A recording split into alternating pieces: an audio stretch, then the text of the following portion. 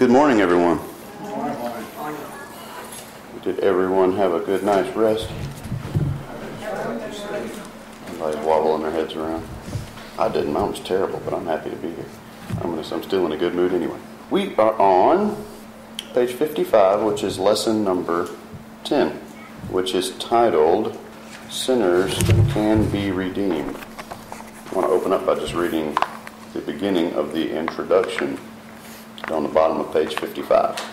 The concept of redemption is stressed throughout Scripture. In the Old Testament, Isaiah spoke of God as Israel's Redeemer and stated, "As for our Redeemer, the Lord of hosts is his name, the Holy One of Israel." In the New Testament, the work of redemption is attributed to Jesus. Thus Paul wrote, "In him we have redemption through his blood, the forgiveness of sins according to the riches of his grace." Although we deserve death because of sin, Jesus' blood enables us to be redeemed. He paid the price for our transgressions and is willing to buy us back from error. As Hebrews 7:25 affirms, he is also able to save to the utmost those who come to God through him, since he always lives to make intercession for them. And redemption from sin is beautifully portrayed in John 8. So this morning our verses are, it's actually the last verse of John 7, and then John 8, verses 1 through 12. Most of us know this story very, very well. So, title of our lesson is Sinners Can Be Redeemed, but other things I've read titled it, An Adulteress Faces the Light of the World. Well, who is the light of the world? Jesus. And there are several lessons in these short set of verses that we need to wrap our head around. It's easy for us to focus on one thing, which is what we're going to focus mostly on, but there's several points. Can I get someone to read verses, 53, 1, and 2, the first three verses? And everyone went to his own house, but Jesus went to the Mount of Olives. Now early in the morning he came again into the temple, and all the people came to him, and he sat down and taught them. Then the scribes and the Pharisees brought to him a woman caught in adultery. And when they had set her in the midst, they said to him, "Teacher, this woman was caught in adultery in the very act." Is that where you want me to stop? Sure. That's good. Chapter 7, verse 53, and everyone went to his own house. Where had everybody been? The North side of the Sea of Galilee? Go back, read back, and I know it starts, so it's starting in chapter 8, but it's... Yes, ma'am. They were having the Feast of the Tabernacles, which was what? What was the Feast of the Tabernacles celebrating? The getting away from Egypt. And who got away from the bondage of Egyptians? Yeah. So, the deliverance of the Jews from Egyptian bondage. So, that's where they've been. So, for I believe it was a whole week of this. But they were observing the Feast of the Tabernacles. Our book said that feast, which took place in the fall of the year, celebrated the Jews' deliverance from Egyptian bondage. So everyone, we're talking about the whole city. This was we shut down everything and they were doing this. They went where? Home. That's a short word with a lot of meaning. Especially for me, 2 weeks ago when I was gone working for 8 days away from home. So they went to their own homes, which means they got to sleep in their own beds, eat their own food, see their families. They got to get all the comforts that afforded them, the security that gives people, the fellowship that gives you, all that stuff that comes with being at home. It kind of implies that Jesus didn't have a home ever. Exactly. That's what really we see in the next verse. So, Contrast that. Everyone goes home. There's nothing like being at home. They're finally home. To chapter 8, verse 1. But Jesus went to the Mount of Olives. The same as saying, however. So everybody else did this. However, Jesus went to the Mount of Olives. What was on the Mount of Olives? Olives? It was a sloping mountain. There was no homes there. There were no, it was barren. He went there alone, by himself. So, let's keep that in mind when we're thinking about what's coming up here. When everyone else went home, Jesus made his place of rest on the side of the sloping mountain, which was the Mount of Olives. Can someone turn to Matthew 8:20 and read that? Matthew 8:20.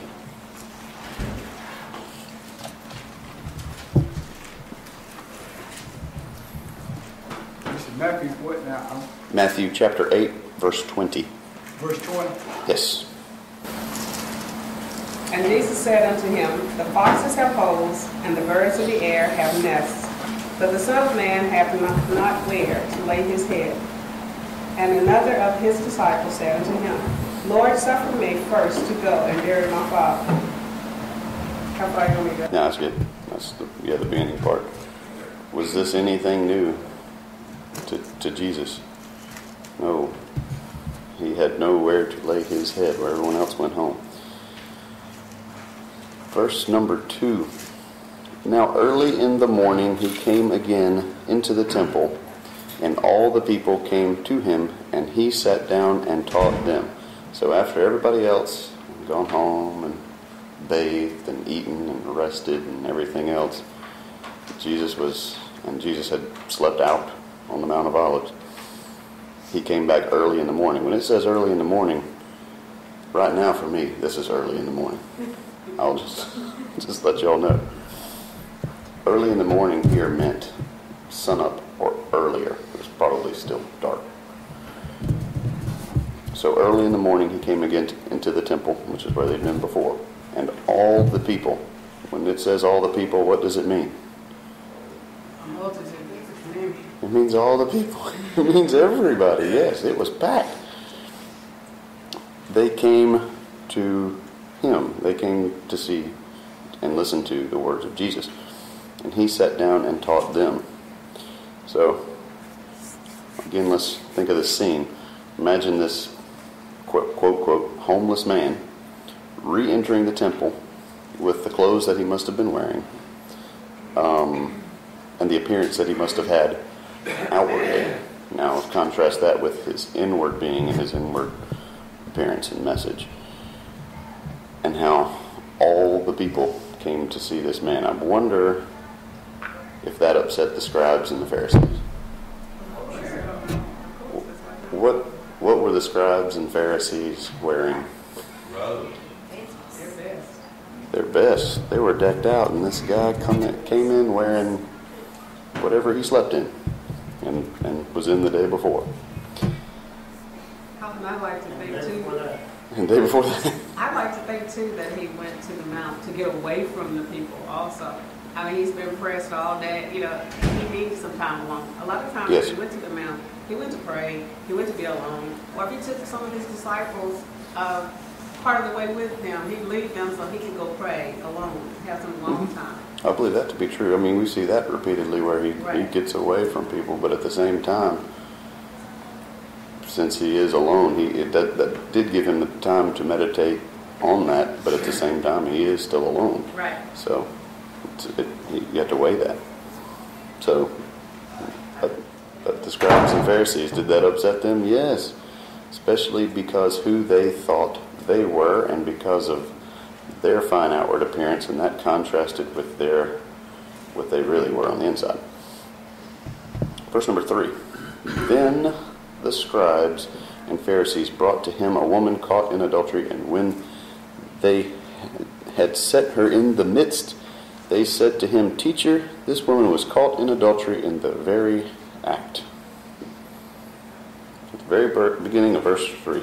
Then they set this up. They saw the whole scene, and they wringed their hands and plotted and schemed and brought this woman to them. So they devised a plan to trap Jesus in a catch-22, so to speak. They were angered with Jesus and his teachings, and that they attempted to work a means to discredit him, or at the very least get those who were listening to him, which was who? All the people, angered at Jesus. And I thought about this, isn't that the way of the world a lot of times? Isn't that the way a lot of people will do if they see you doing the right thing, or something that they can't find fault in, or they can't find wrong in anything that you're doing, and they can't dispute what they too know to be the truth. And by comparison, when they look at that, they realize that their light looks very dim in comparison to a light. And they're talking, this light is the light of Jesus. So they look very dim here. So, to keep from them having to examine themselves, they fabricated or devised plans and schemes to make those better than them trip up. Instead of trying to elevate themselves, they want to pull everyone else down to their level. Does that work? Can you make everybody equal by pulling everyone down? No, because you're still going to quest for further and try to step on your way up. Exactly.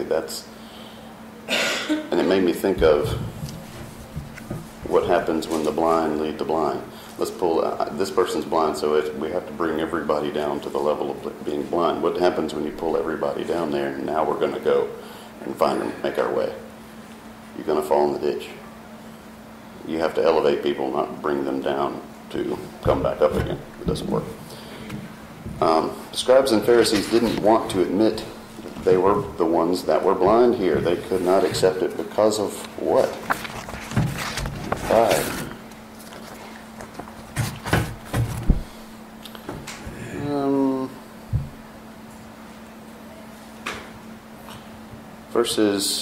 Someone read verses 5 and 6, please.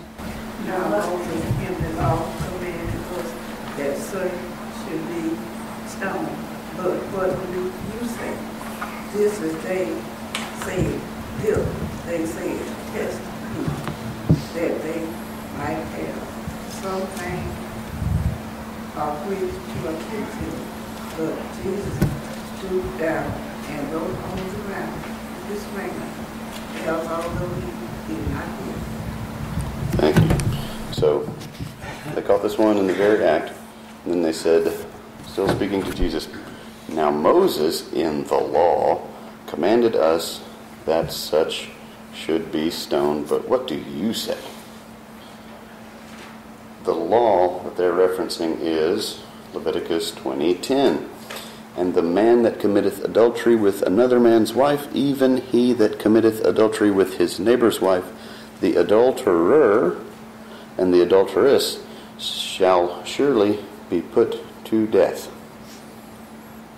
So they're bringing the law to Jesus to try to get him in a catch-22. Did they not forget? So they brought the woman, but where's the man?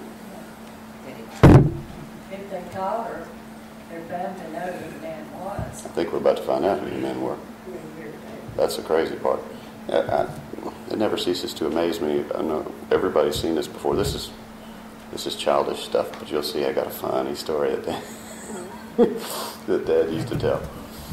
But you see, kids do this kind of stuff and try to get, I don't know. It's very childish.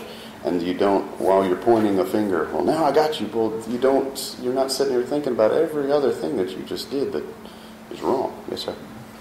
You know, here, that those scribes and Pharisees was really missing the point. They didn't know the law because it really wasn't Moses' law. It was what God, Jesus gave it to them.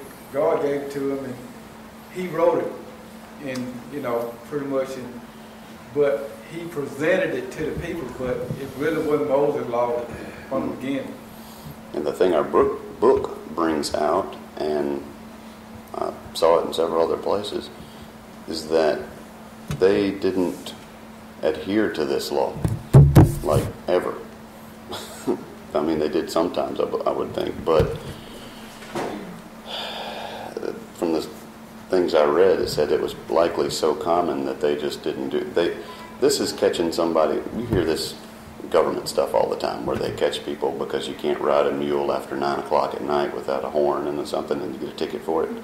That is what this is. It's ridiculousness.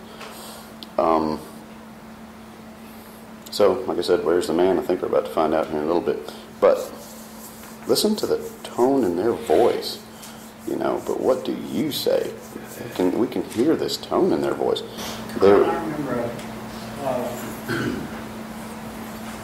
3 or 4 years ago over in Starkville, a woman pushed for the police to arrest her husband for adultery. Caught in the act, knew that they were inside that hotel room right there, got the chief of police involved, got out the Mississippi State law book and said, this is the law. It says adultery is illegal. My husband is in there with another woman. I want them to arrest him. And they went in there or waited or something and arrested him, but it never went to court or anything. We caught him plain as day. Yeah. Caught him red-handed, so to speak, and it was dropped. It's the same thing that we're seeing here. It's people who love the letter of the law and not the meaning of the law. And that's what these scribes and Pharisees were doing. Yeah, I mean, it's crazy stuff like this.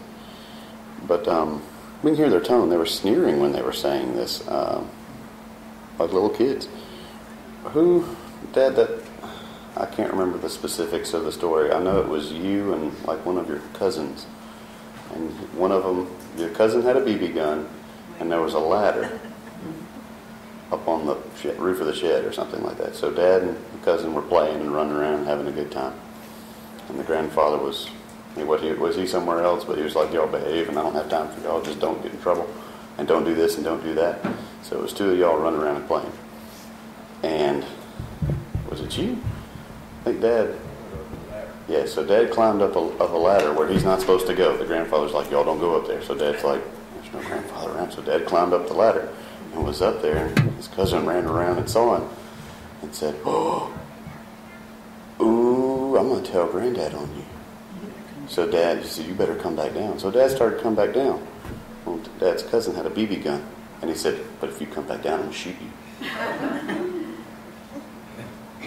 Catch 22. I got you both ways. I'm going to. Which punishment do you want? I'll stay up on the shed. Stay up on the shed? Well, I mean, that's the same situation. Ridiculous stuff. For the question at hand, the scribes and the Pharisees knew that Jesus taught forgiveness, but they also knew that Jesus, being a Jew, held to Jewish law. That is where he didn't fulfill Jewish law. So, if Jesus were to hold hard and fast to the law, it would go against the spirit of his teachings, and many of those that were following him would say, well, see, he doesn't really practice what he preaches. And for the scribes and Pharisees would believe if he broke the law, then it would discredit Jesus in their eyes. So that's how they think they had to be. This they said, testing him that they might have something of which to accuse him, but Jesus stooped down and wrote on the ground with his finger as though he did not hear. So there's several people accosting him, standing around him, and what do you think about? And he just went down and started drawing on the ground. Why? Why would he do that and ignore them? I always wondered what he was writing on the ground. May have been nothing. But it was He the may most just- diplomatic answer that he gave. I think he was just waiting them out letting them say what they had to say before he said anything back to them. It was just his way of, okay, just say what you have to say. I had two thoughts, and then there's another one that I pulled from a commentary that made good sense to me. I thought maybe, just like you just said, maybe it was to give them a chance to be quiet or leave or think about what they just said. Maybe they'll think about this for a second. But they didn't. And maybe it was a chance for Jesus to take a deep breath and count to 10. Maybe. I don't know. May not have been. I mean, he was tempted in every way that man is, but he did not sin. So, one of the commentaries I read said, Jesus in so doing showed his loathing of their actions, which is true. God is not a God of what?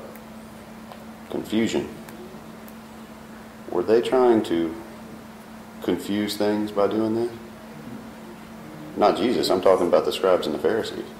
They were for sure. They were trying to muddy up the water. That's what was going on. God is not a God of confusion. I mean, I'm sure this angered Jesus or upset him. I don't know if anger is the correct word, but verses 7 and 8, back at the end of 6, as though he did not hear. Verse 7, so when they continued asking him, he raised himself up and said to them, He who is without sin among you, let him throw a stone at her first. And again he stooped down and wrote on the ground. Verse 7, they continued asking. Continued means they were goading him. They were just, what do you say, Jesus? Come on, Jesus. So he went from a spot on the ground where he was down, almost like a submissive type of place on the ground, and stood up, looked them in the eye from a place of authority, and said, He who is without sin among you, let him throw a stone at her first. Matthew chapter 7, verses 1 and 2. Judge not that you be not judged. For with what judgment you judge, you will be judged. And with the measure you use, it will be measured back to you. Who said that?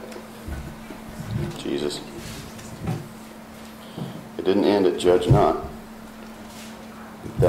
Judge not that you not be judged. This is called righteous judgment.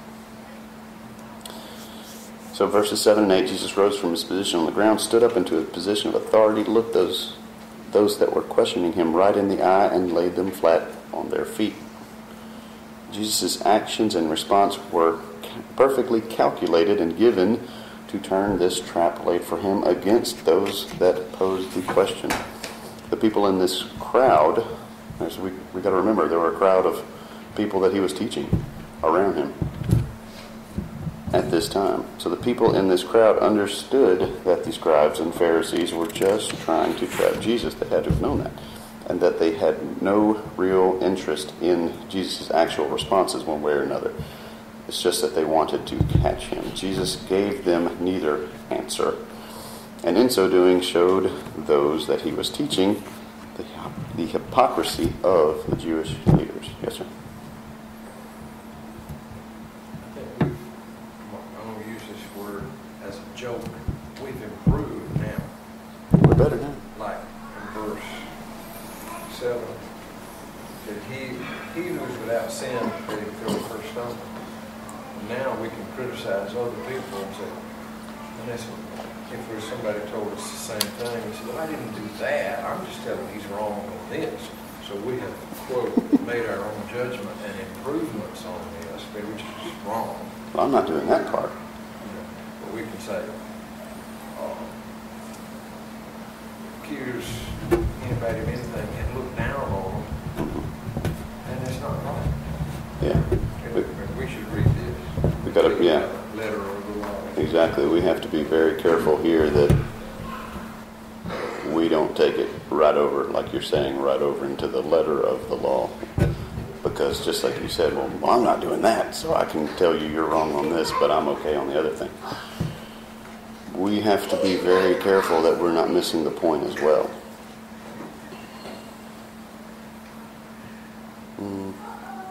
I had something else, but I forgot.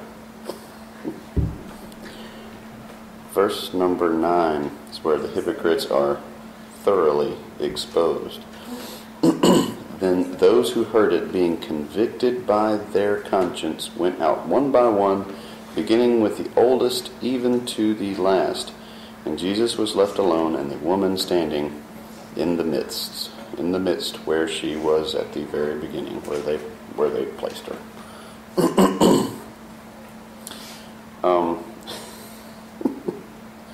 This must have been almost funny to watch. They went out one by one.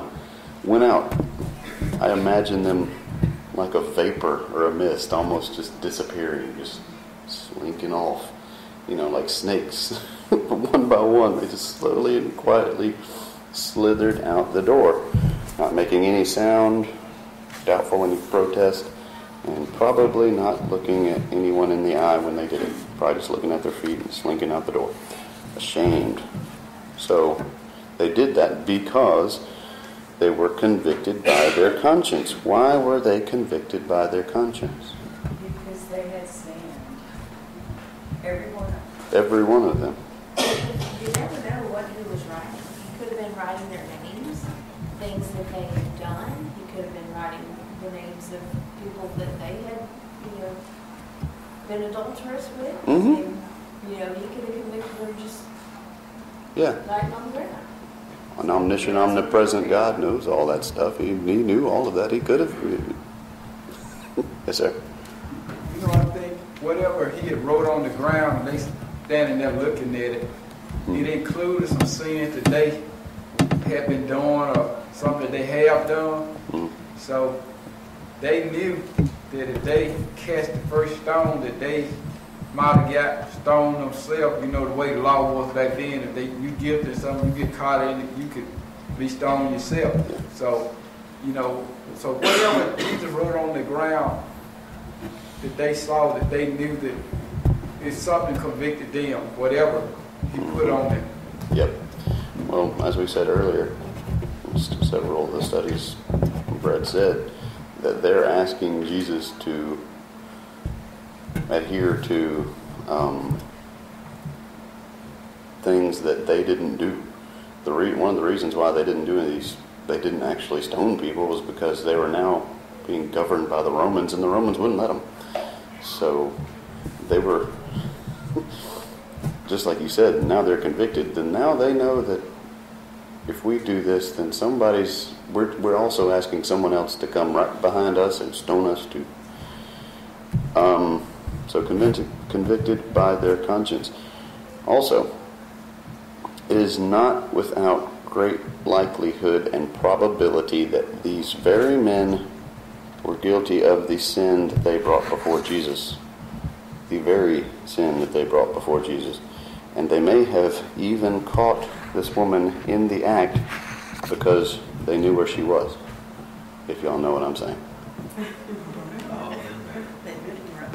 Yeah. It is very likely that that's how they knew, hey, let's go get so-and-so. Because they knew exactly where she was and what she was doing. It is very likely.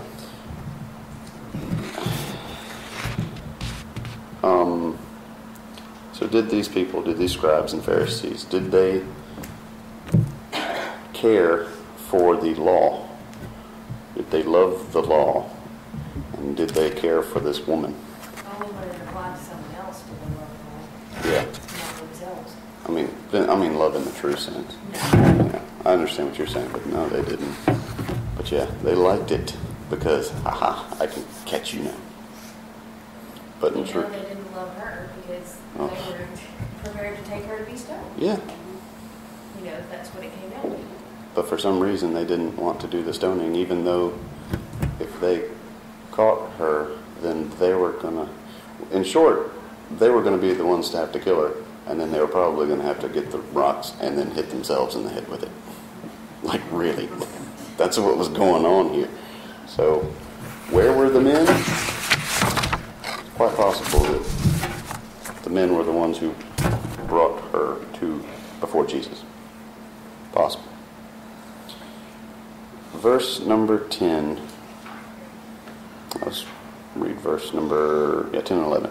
When Jesus had raised himself up and saw no one but the woman, he said to her, "Woman, where are those accusers of yours? Has no one condemned you?"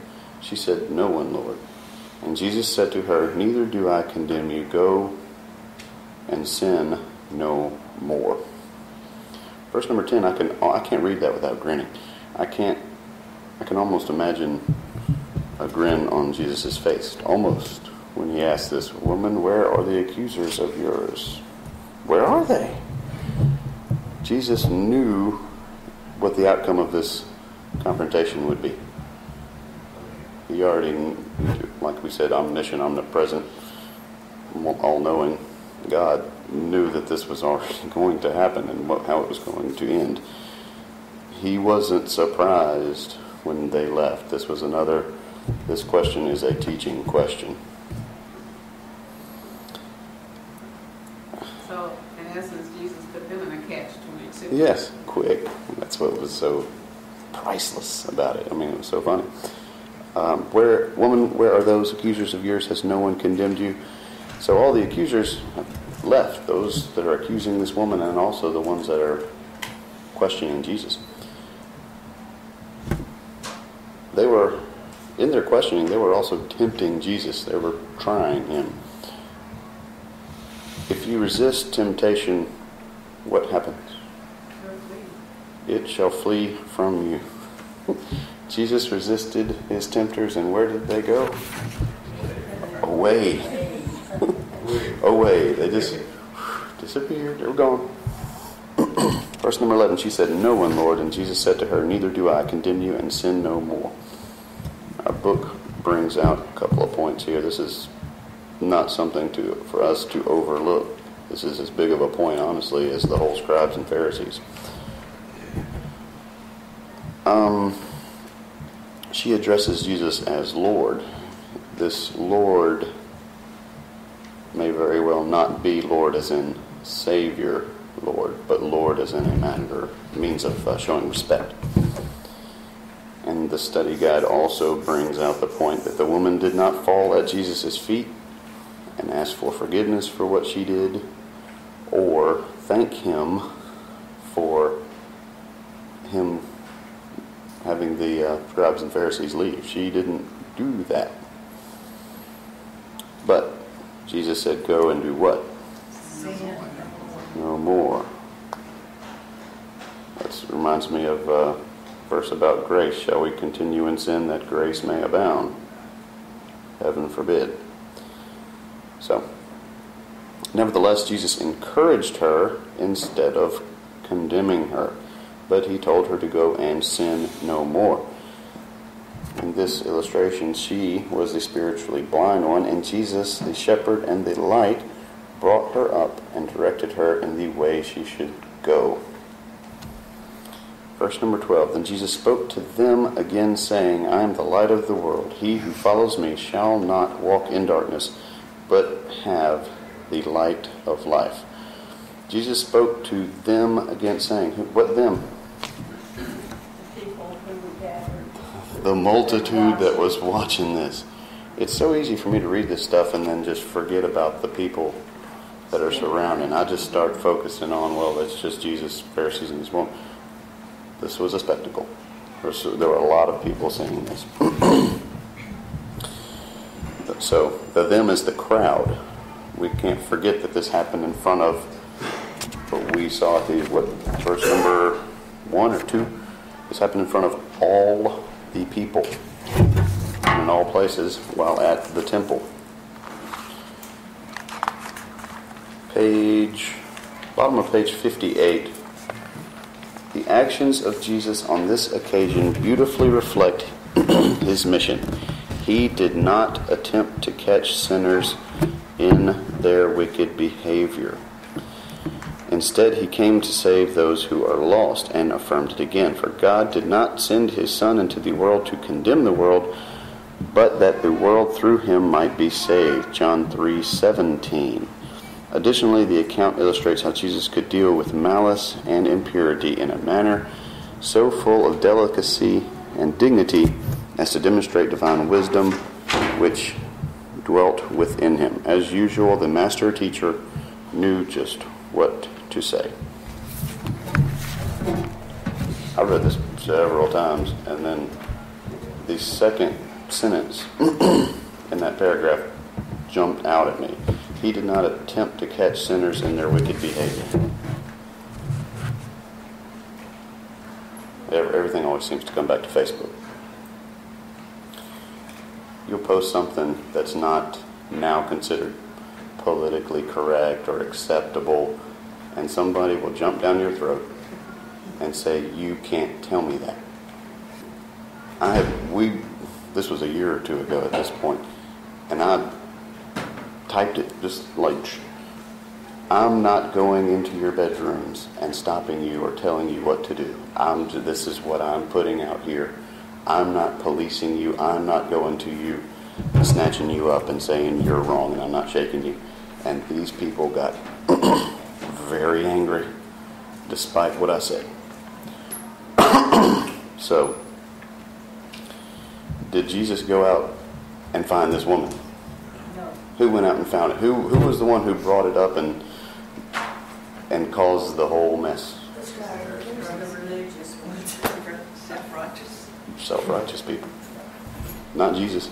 And that was them when they left. They went off in another room and tried to devise another plan. Oh yeah. Oh, let's read verse. Where did we stop? Verse 12. Read verse 13. Go to the next. Go to the next verse. Didn't learn a thing. So. That's just it. No matter how embarrassed they got, they always did it again. They kept on going. They could not learn a lesson. Yeah. Well, their hearts were hardened. Like they didn't want to learn. No, I don't believe so.